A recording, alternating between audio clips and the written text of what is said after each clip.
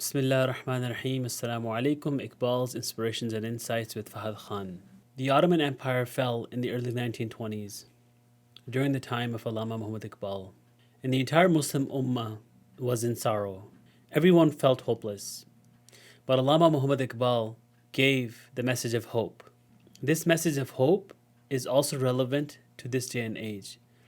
Because wherever we look, unfortunately, we see the Muslims in the same state of sorrow and hopelessness.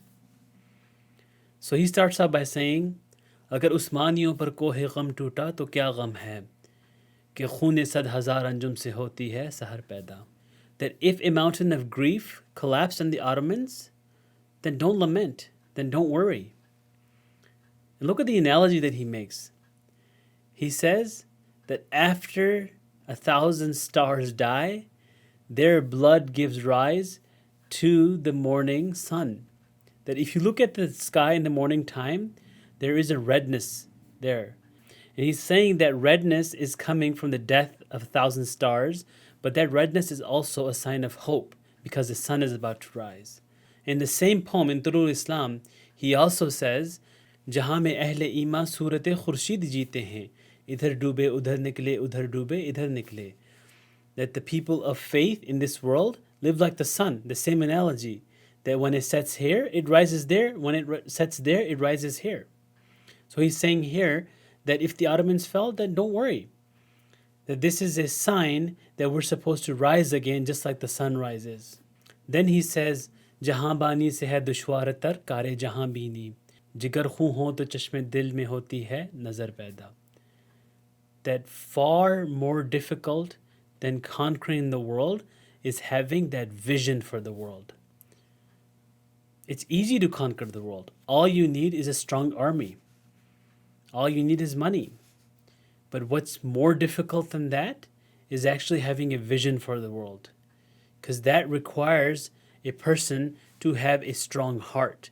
That requires a person to have an intellectual mind. And that's something that Muslims have lost. And Iqbal saw that during that time, and it is also applicable during our time.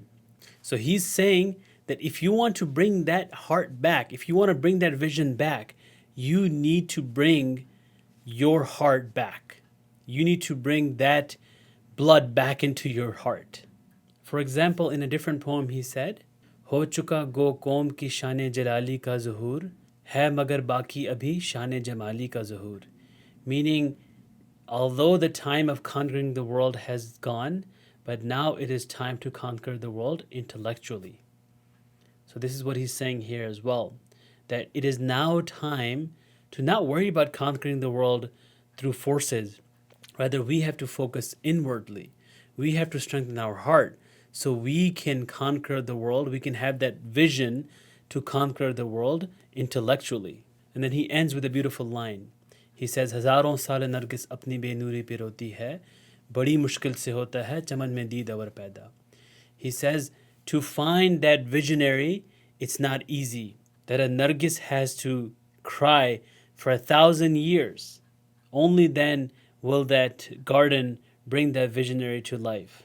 And these visionaries are far and few because this process is not easy. This process of killing your ego, this process of destroying yourself, this process of going through this struggle is not something everyone can do. Most people fail. Not only are we fighting our own desires, we're fighting shaitan. We have to go through this world like any other human being. And we're not like the prophets. We're not like the Sahaba, right? We are the average human beings.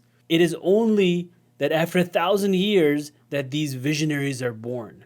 But he's giving us hope. He's saying that don't worry, that there is hope and that these people will come. And not only that, you can be that person as well. If you train your khudi to that level, you can become that next visionary as well. The innate capacity exists in all of us. The only challenge is that we have to work on ourselves. Let's get started.